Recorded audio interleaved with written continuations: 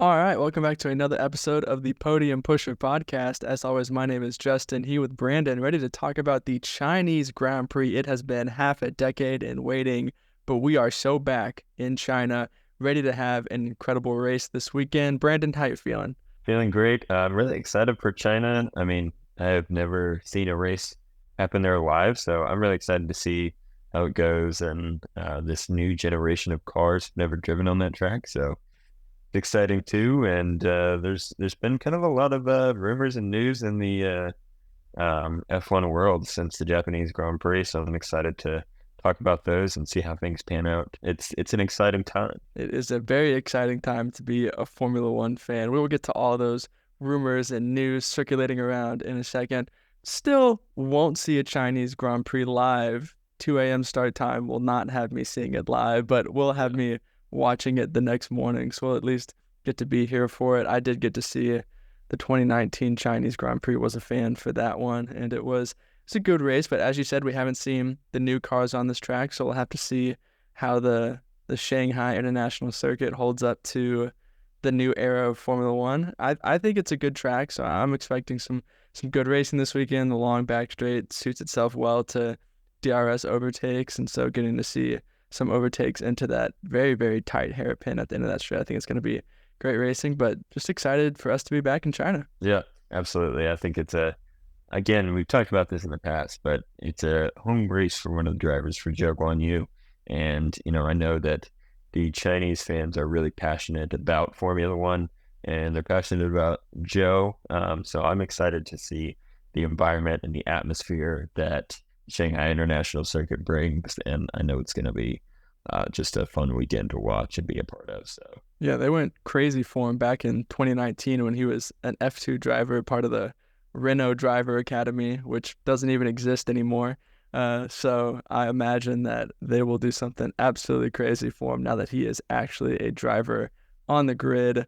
Hopefully, he actually gets to compete this weekend, doesn't have any pit stops, actually gets to race in that Cyber this weekend, but we will see what happens. What is your pole prediction for the Chinese Grand Prix this weekend? my poll prediction is going to be Max Verstappen. No shocker there. We don't have a lot of recent data to compare at, the Shanghai International Circuit with the Chinese Grand Prix. Max has raced there in the past, but it's been a while.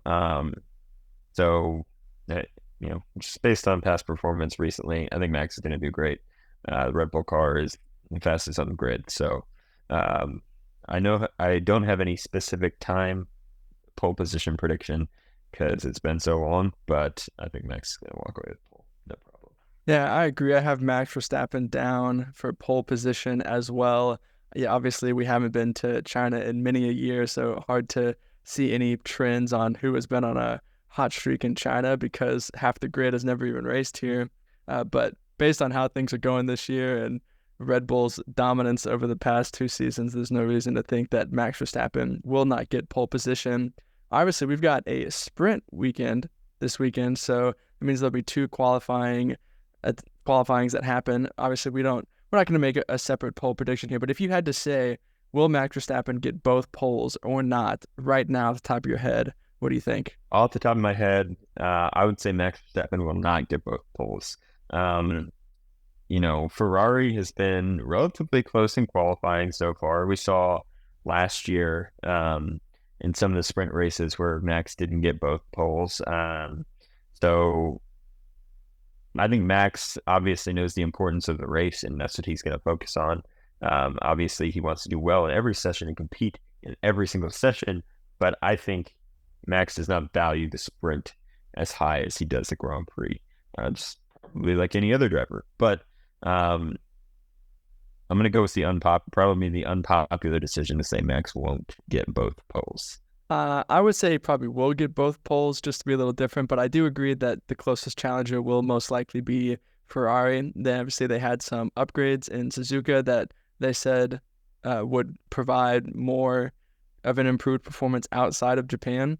And so hopefully we'll have to see as we get to a different track, a very, very different track from Suzuka. The characteristics of China are very different to the track in Japan. So hopefully we'll see some gains from Ferrari. You know, you can never count out Charles Leclerc for a front row start or a pole position just with how good he is at qualifying. And so if those upgrades do pan out on the Ferrari and end up making their car better, then I definitely think Charles Leclerc at least has a shot to be on the front row, maybe even snag one of the pole positions across the race weekend. Yeah, we'll see how it goes. I just think that, you know, Red Bull is sometimes a little bit more willing to continue to try things setup wise.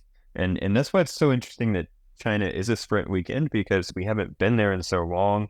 You know, don't know how these cars are going to react to the circuit. Obviously, you know, they have a good understanding of the car in general, but, you know, I think potentially Red Bull might be willing to try some things setup wise a little bit differently in, you know, experimenting wise in qualifying, and that could leave them vulnerable.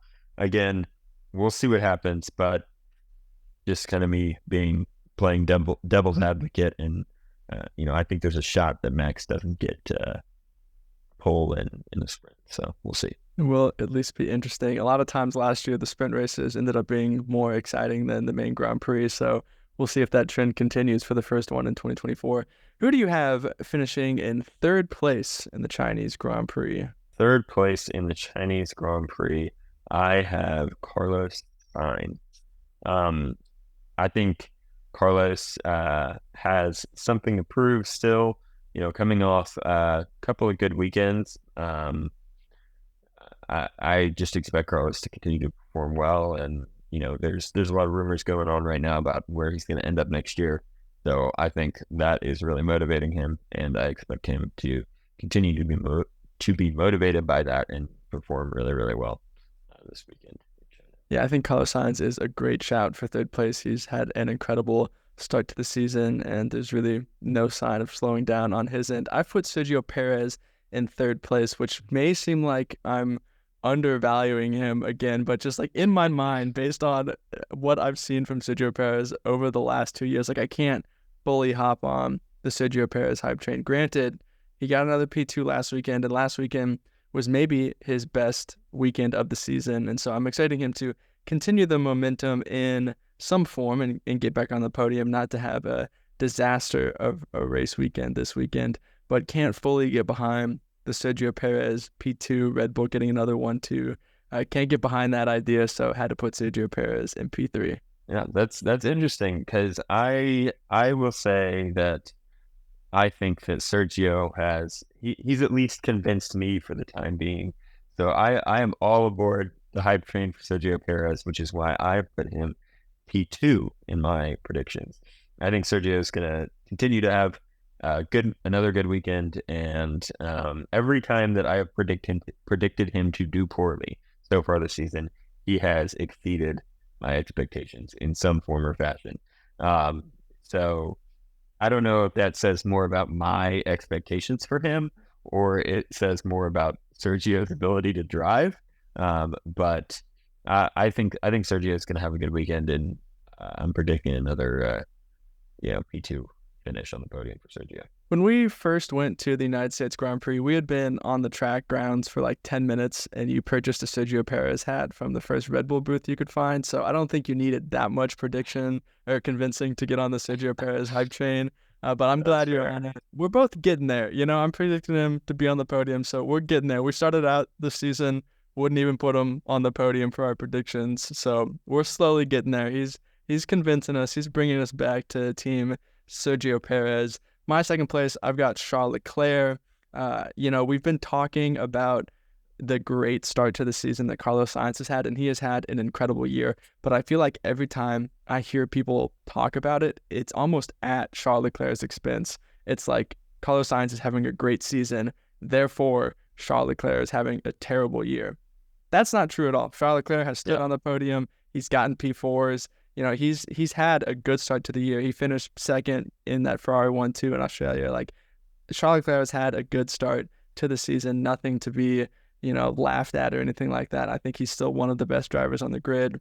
You know, everyone is asking, was Ferrari wrong to keep him instead of Carlos Sainz alongside Lewis Hamilton? I think that's a crazy thing to ask. Like Charles Leclerc is still a generational talent and has been having an incredible start to the season. I think with those upgrades and his coming off his performance in Suzuka, I think that was a very underrated drive in Suzuka. Obviously, he messed up qualifying a little bit, but to come back and do what he did with that tire wear, make the one-stop work and finish P4 was very impressive from him. So I think he's got some momentum going into this weekend. I think Charles Leclerc has been very impressive to start this season, even though maybe he's been, outshined a little bit by Carlos Sainz. I think he still had a great start to the year, and I think he's due to overperform a little bit and get that P2 this weekend. I think that's a great prediction. And I mean, when you truly look at the data of where Charles has been finishing, I mean, it's been relatively comparable to Carlos. I mean, maybe like just a step down, talking like one place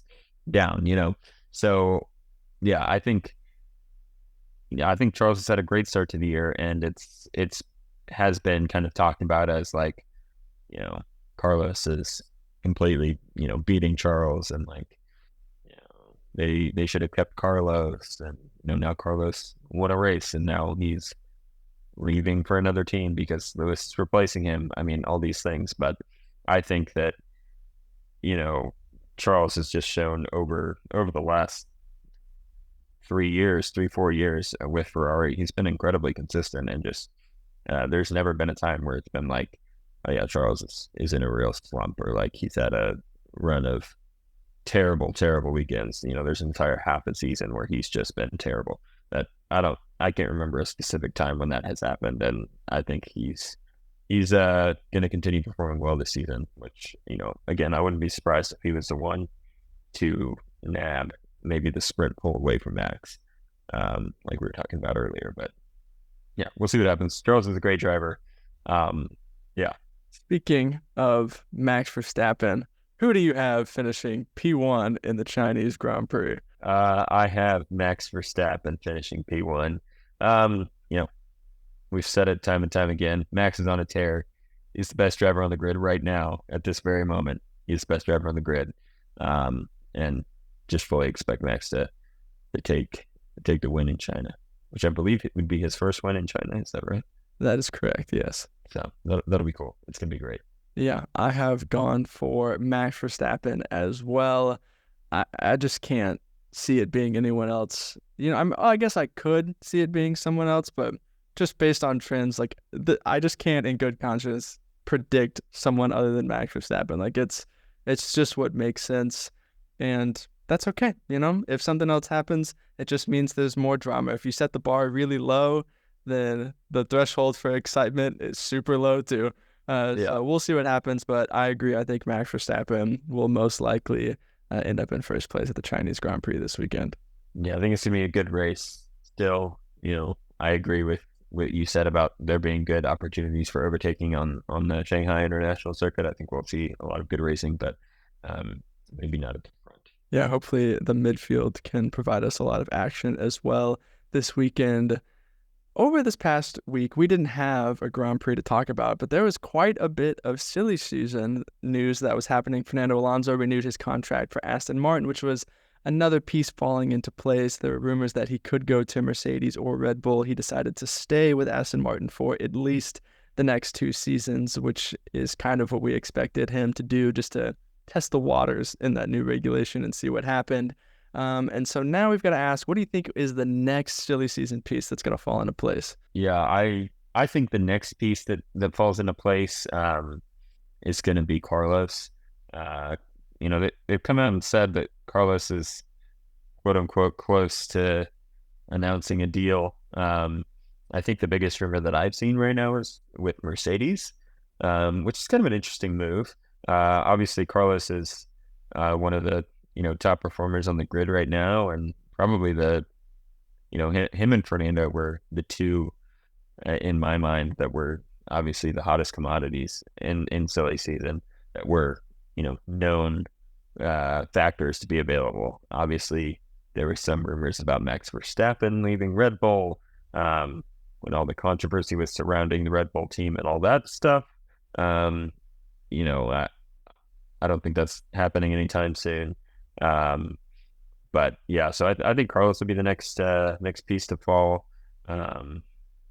and I have no reason to believe that he wouldn't sign with Mercedes. I mean, I think that's right now probably the best seat that's available on the grid. So if they're willing to give him that seat, I think there'd be no reason why he wouldn't sign there. So it'll be interesting to see what happens, but I think that's probably the most likely piece to fall next. I agree. I think that's the next piece that will fall as well. We've all seen the rumors of Carlos Sainz getting closer to signing a deal with Mercedes. I've seen some news that there's a hang up about contract duration. He would like it to be 2 years. Mercedes are kind of looking at a 1+1. I think they want to keep the door open for Kimi Antonelli. But I also saw some news this morning that was Williams are looking elsewhere besides Logan Sargent for 2025. And so I could see a Carlos Sainz going to Mercedes and Kimi Antonelli going to Williams, kind of like a George Russell went to Williams while he was waiting in the Mercedes drivers program. I could see that happening. But it's so crazy, just the idea that this Mercedes seat like isn't a top tier seat anymore. If you went back 2 years and said there would be a Mercedes seat completely up for grabs, you would have had 18 different drivers wanting to go to that seat. And now it's like the seat is there and drivers are like kind of tentatively approaching it. No one really is like super eager to go get that seat. I think you're right. I think that is the best seat still available for Carlos Sainz. I think that's the seat that he wants to go to. I think, you should give him a contract for that seat and you give him a contract for the Kick Sauber seat and he's going to take the Mercedes one every single time. Yeah. But yeah, I think Mercedes, I think it's still a top seat, even if they have the fourth or fifth fastest car, depending on the weekend. I fully expect them to get it right in 2026. I think that is probably why Carlos wants that 2-year deal to be guaranteed that he will still be at Mercedes in 2026. There's been a lot of talk of Mercedes kind of taking 2025 off and then hitting the ground running in 2026.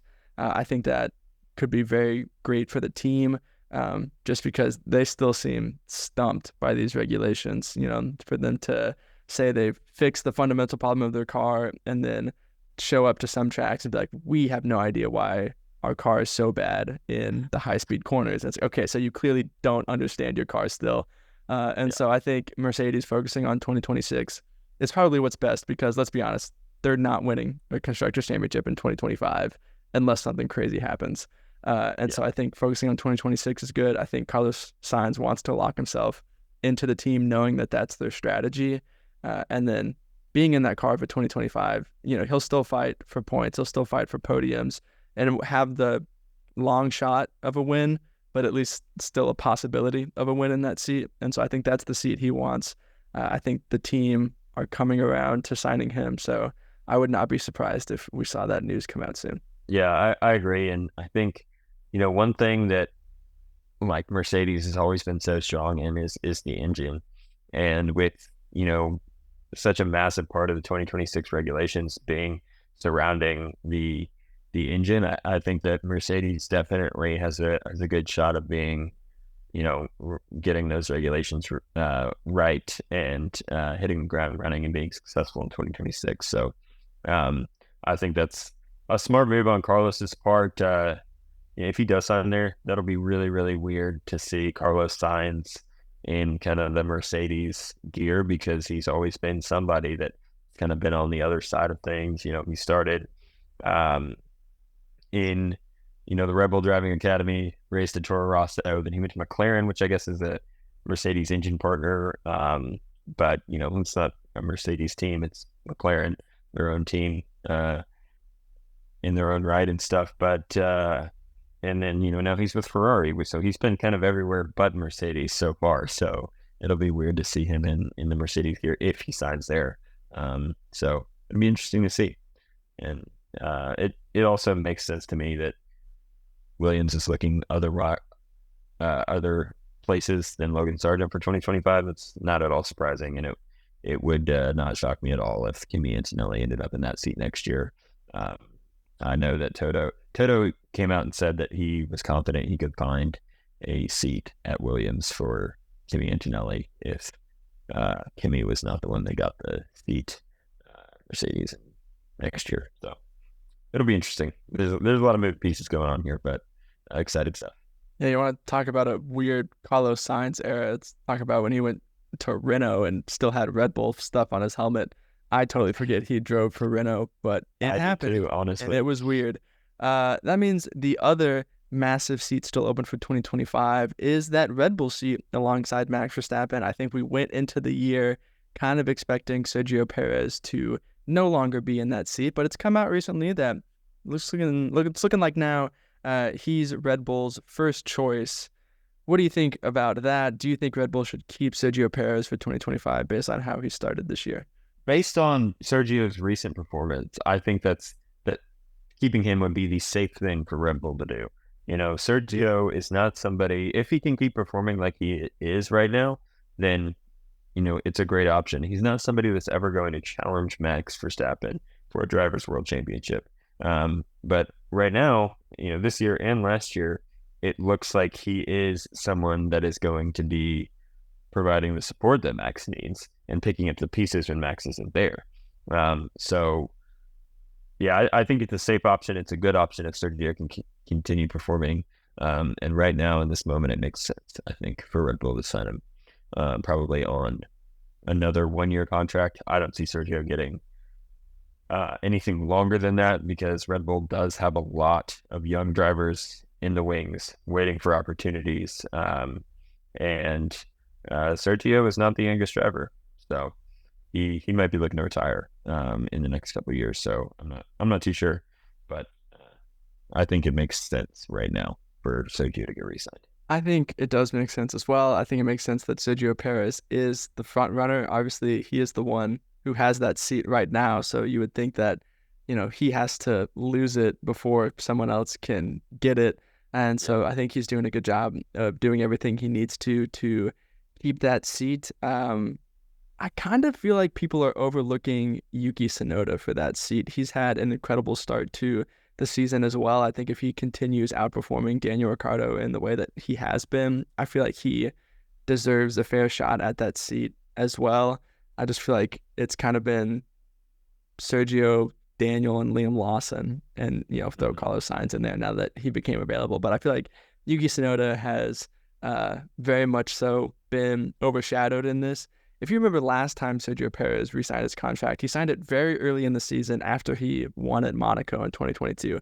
I think Red Bull would be silly to re-sign Sergio Perez that early in the season again. If you look at what Mercedes did with Valtteri Bottas when he was still there, they waited fairly late into the season to re-sign him on those recurring one-year deals.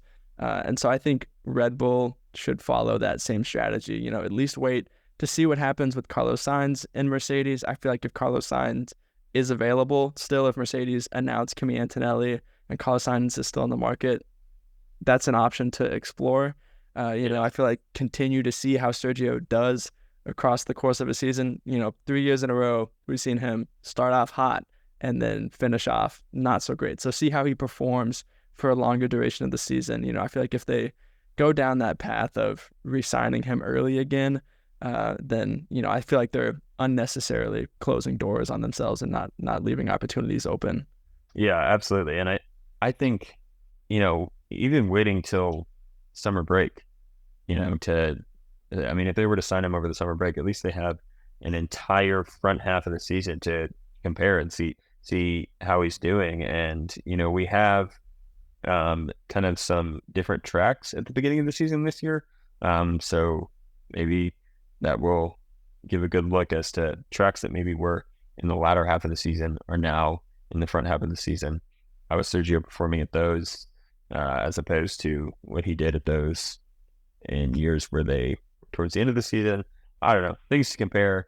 But again, I think it makes sense. And Sergio is the front runner right now, but I totally agree with you. I think it's absolutely to Red Bull's advantage to leave that seat open until the summer break at the earliest, if not maybe even like September, something like that. I could see happening. Yeah, we've seen the past couple times the Red Bull seat has been open that they haven't had the strongest depth in their driver academy, and they've had to look outside their academy, and that's forced them to maybe rush in that process. Now they have some capable drivers in their drivers academy. There are good options available on the silly season market, so I think them taking their time in this process is very valuable and something that they should definitely do. Let's talk about our podium pushers of the weekend. Who do you think is going to have the best weekend this time out in China? This weekend, my podium pusher prediction is going to be Carlos Sainz. Uh, like I was saying earlier, rumors are swirling. He still has something to prove. Coming off a few weeks ago, winning in Australia, and also having a decent race in Japan. I think Carlos is going to be keen on continuing to prove himself and make himself an attractive option for 2025. So a good weekend here may be what Mercedes needs to see to convince them to come to a 2-year deal. So we'll see what happens, but I think Carlos is going to be my podium pusher of the weekend. Yep, he's got all the momentum behind him. I see no reason why Carlos Sainz shouldn't have a great weekend here in China. My podium pusher of the weekend is Lance Stroll's teammate, Fernando Alonso. Obviously, he signed a new contract over the week break, extending himself with Aston Martin. He's been outperforming Lance Stroll wholeheartedly this year. Hasn't been close, which is not surprising, but just last time out in Suzuka, just Fernando Alonso clearly got the best out of the car, had those defensive tactics once again. This time didn't get a penalty because no driver crashed. Crazy how that happens. But yeah, I think Fernando Alonso is once again going to get the most out of that car this weekend. I think, him having the experience at China, being being the oldest driver on the grid and having raced there a lot will be advantageous to him in a weekend where there's not a lot of practice because it is a sprint weekend. So I expect Fernando Alonso to have a very good weekend this time out in China. Yeah, that's a great point about the veteran drivers just having more experience in China. I think that'll definitely play to the veteran drivers' hands a little bit more this weekend of just kind of knowing what to expect. I mean, these younger drivers literally probably having never ever raced at the Shanghai International Circuit. That'll be a new factor for them to consider and take on. So that'll be interesting. I think Fernando is a great choice to have for a podium push of the weekend. It'll be interesting to see how the Aston Martin car performs in Shanghai. Who is your back marker of the weekend? My back marker of the weekend, and this is kind of going off of totally just vibes, what I'm getting from Valtteri. I think Valtteri is going to be my back marker of the weekend. I expect Sauber to still not have their pit stop woes figured out. Doesn't seem like they're really on, working really hard to get them figured out. So I expect that to continue to be an issue. And, Yuki had a great race in Japan. So I'm kind of just feeling that Joe is going to have a great race in China and feed off the energy of his home crowd. And I think in return, Valtteri's going to have a poor weekend. And, I'm guessing maybe he'll finish somewhere like P15 to P18, something like that. We'll see what happens. All right. If he finishes P19, we're going to have a problem.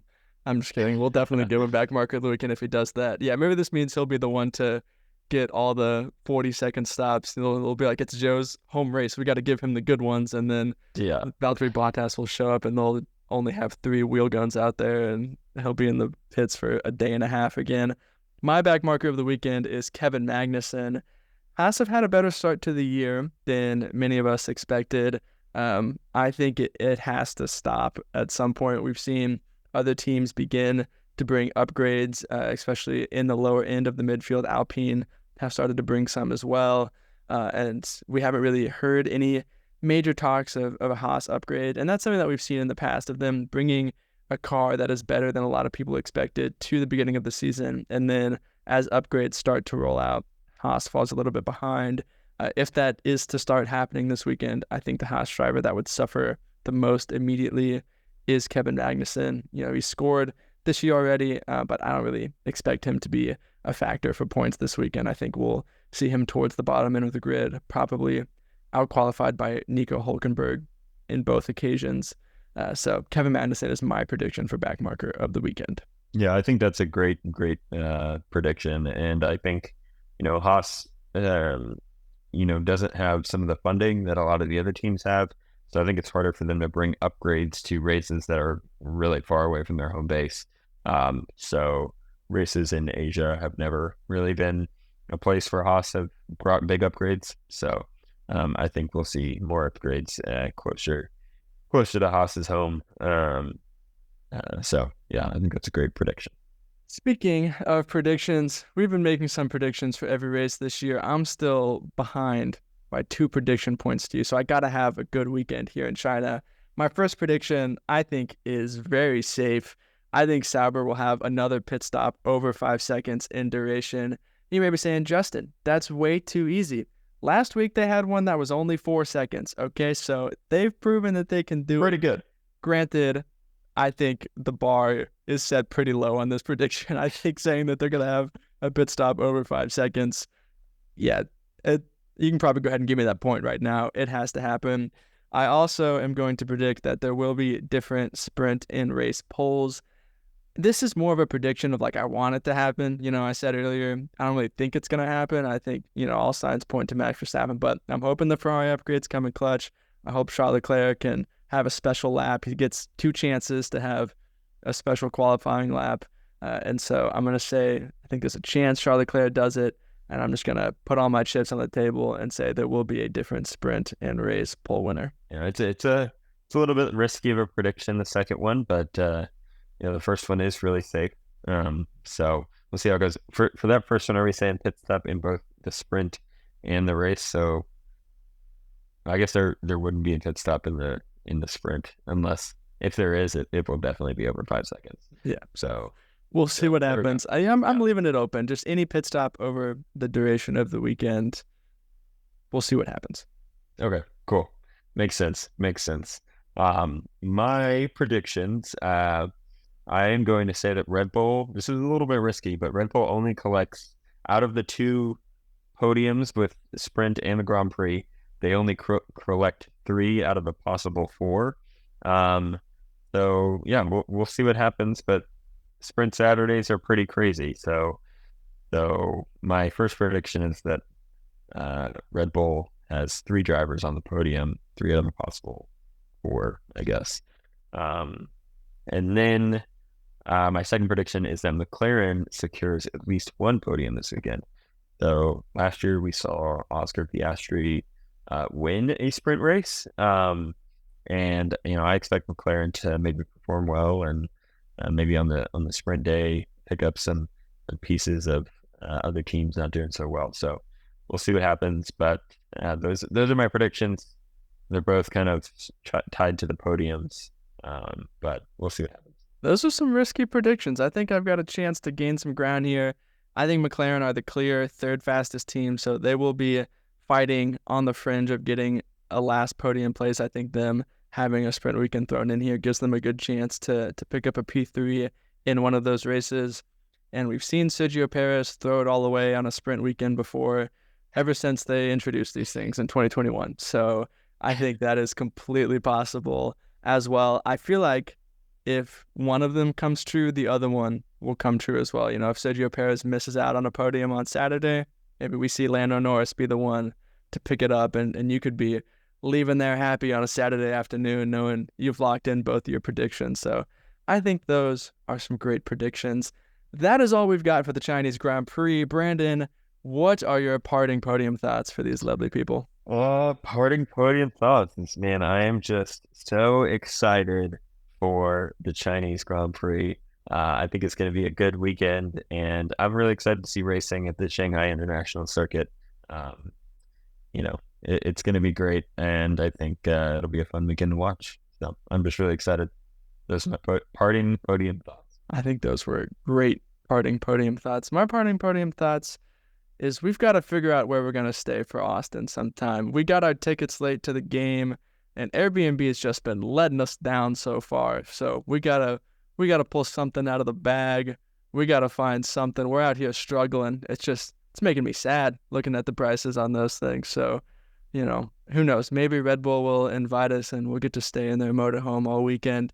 But right now, we are down bad when it comes for looking for places to stay in Austin, Texas. Yeah, we'll figure something out. But we might have to shell out a little more money than we want to. But we'll see what happens. We will see what happens. Well, thank you guys so much for listening to another episode of the Podium Pusher podcast. As always, be sure to like and subscribe wherever you are listening to this podcast. You can find us on YouTube, Instagram, Twitter, TikTok, and wherever you listen to podcasts. We will see you guys in the next one, and are just so thankful that you decided to listen along. See ya. Later.